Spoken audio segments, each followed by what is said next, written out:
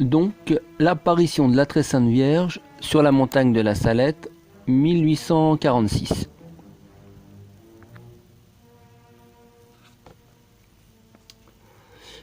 Elle dit: les prêtres, ministres de mon Fils, les prêtres, par leur mauvaise vie, par leur irrévérence et leur impiété à célébrer les saints mystères, par l'amour de l'argent, l'amour de l'honneur et des plaisirs, les prêtres sont devenus des cloaques d'impureté.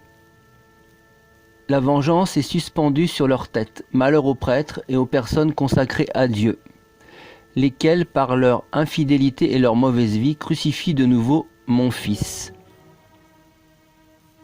Il ne se trouve plus personne pour implorer miséricorde.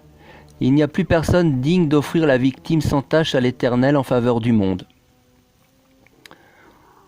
Les chefs, les conducteurs du peuple de Dieu ont négligé la prière et la pénitence, et le démon a obscurci leur intelligence. Ils sont devenus ces étoiles errantes que le vieux diable traînera par sa queue pour les faire périr.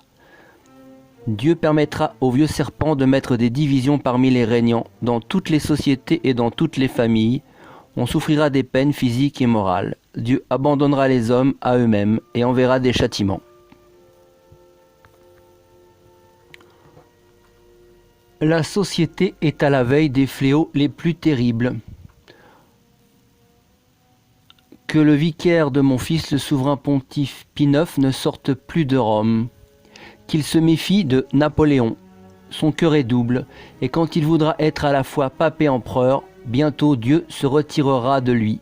Il est cet aigle qui, voulant toujours s'élever, tombera sur l'épée dont il voulait se servir pour obliger les peuples à se faire élever. Les religieux seront chassés, on les fera mourir, et mourir d'une mort cruelle. Plusieurs abandonneront la foi. Voici l'écusson, le sigle maçonnique du franc-maçon Napoléon.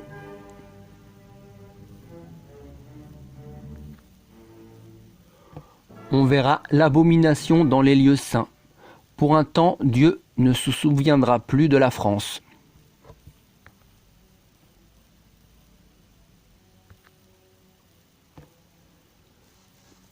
Ce sera pendant ce temps que naîtra l'Antéchrist, d'une religieuse hébraïque, d'une fausse vierge, qui aura communication avec le vieux serpent, le maître de l'impureté. Son père sera EV. Juste les lettres EV, qui signifient évêque. Il faut savoir que le pape, c'est aussi l'évêque de Rome.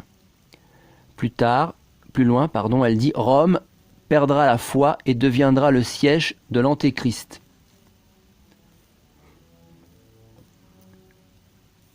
J'appelle les apôtres des derniers temps, les fidèles disciples de Jésus-Christ.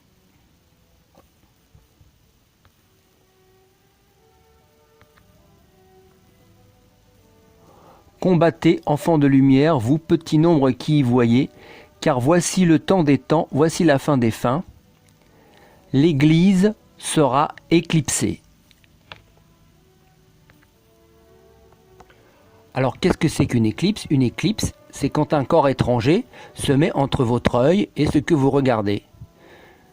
Donc, par exemple, si l'Église, c'est le Christ, là, je fais une éclipse de l'Église en mettant devant l'image de Paul VI avec sa croix satanique sur la main. Voilà, donc on ne voit plus que ça, l'Église est cachée derrière, mais on n'y a plus accès. Et quand l'éclipse se termine, le corps étranger est expulsé et s'en va. Et on retrouve la Sainte Église.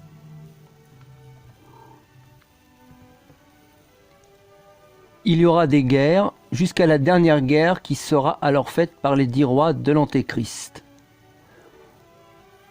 Lesquels rois auront tous un même dessein et seront les seuls qui gouvernent le monde. Avant que ceci arrive, il y aura une espèce de fausse paix dans le monde. On ne pensera qu'à se divertir. Les méchants se livreront à toutes sortes de péchés. Mais les enfants de la Sainte Église, les enfants de la foi, mes vrais imitateurs, croîtront dans l'amour de Dieu et dans les vertus. Tremblez terre, et vous qui faites profession de servir Jésus-Christ, et qui au-dedans vous adorez vous-même. Mais voilà Enoch et Élie remplis de l'Esprit de Dieu.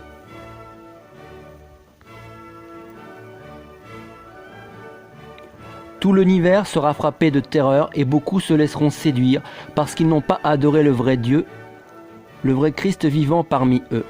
Il est temps. Le soleil s'obscurcit, la foi seule vivra.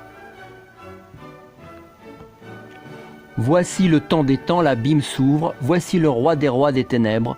Voici la bête avec ses sujets se disant le sauveur du monde. Il s'élèvera avec orgueil dans les airs pour aller jusqu'au ciel. Il sera étouffé par le souffle de Saint Michel archange.